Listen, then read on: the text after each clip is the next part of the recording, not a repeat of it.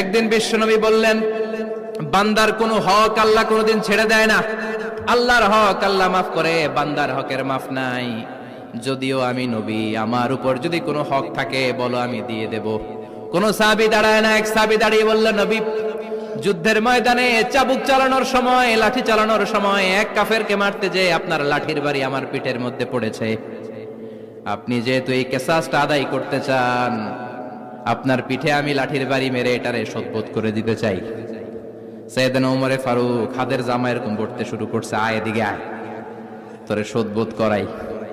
বিশ্বনবী বললেন, ওমর রাখো, এটা বান্দার হক, মিটাতে দাও। বিশ্বনবী বললেন, আসো, তুমি এসে আমার পিঠে লাঠি দিয়ে চাবুক দিয়ে বাড়ি মারো। সাহাবী বলে, ও নবী, তখন দুর্ভিক্ষের সময়ের যুদ্ধ ছিল, আমাদের গায়ে জামা ছিল না।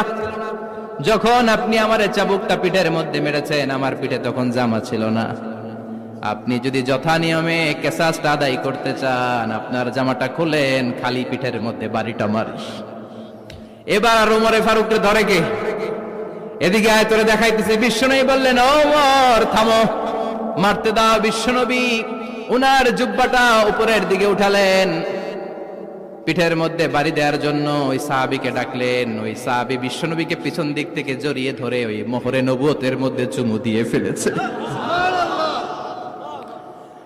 সাহাবী বললেন, নবী গো, এই নাটক করার জন্য আপনি আমারে মাফ করে দিয়েন।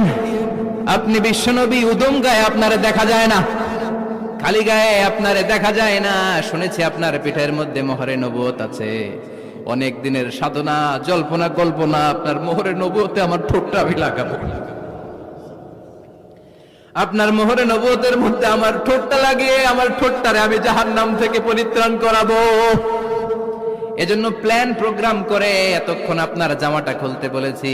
আপনার উপরে আমার কোনো হক নাই। আমার আব্বা মা, আমার সম্পদ, আমার জীবন আপনার জন্য কোরবান গো নবী।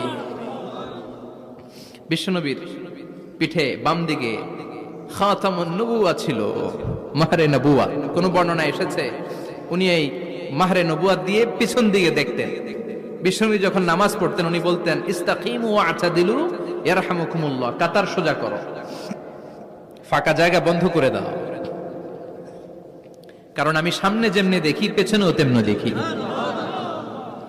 অনেকে বলেন বিশ্বনবী পেছনে দেখতেন এই মাহরে নবুয়তের জায়গাটা দিয়ে। এটা ছিল বিশ্বনবীর behind CC camera, behind close circuit camera. আল্লাহু আকবার।